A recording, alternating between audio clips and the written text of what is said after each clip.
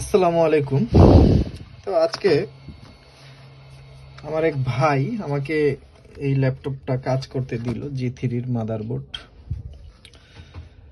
তো প্রবলেম হলো পাওয়ার আসে, ডিসপ্লে আসে না। তো যাই হোক, আমি যতটুক দেখলাম, এই যে দেখেন, কেউ চিপ ভালো মতো হিট করছে, চিপে ভালো হিট দিছে। এই যে সাইডে দেওয়া যে পেস্ট থাকে, পেস্টগুলি উঠায় ফেলছে, উঠায়া ভালো হিট দিছে। এই যে সাইডে দেখেন, এই যে সাইডে দিয়া পেস্ট, এই যে সাইডে চারো সাইডে পেস্ট দেখাইতেছে। আচ্ছা, আর কি করছে দেখি। এদিকে বায়োস, এই বায়োসটাও করা, একেবারে অবস্থা খারাপ। এই বায়োসটাও করা, এটার অবস্থাও খারাপ। যাই হোক,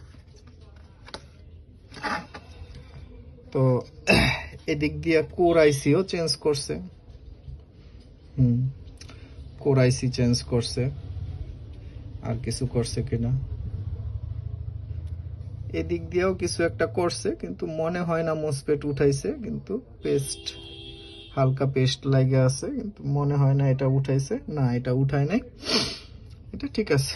তো সে কোর আইসি চেঞ্জ করছে, আপনার পিসিএস এ হিট দিছে, পিসিএস প্রসেসর একসাথে হিট টিট দিয়ে অবস্থা ভয়াবহ করে রাখছে। তো আমি দেখি, এটা কেস স্টাডি বানানোর জন্য বসলাম।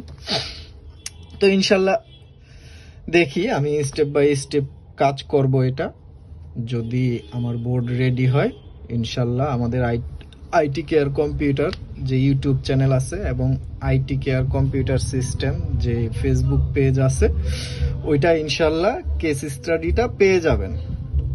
তো ধন্যবাদ, সবাই দোয়া করবেন।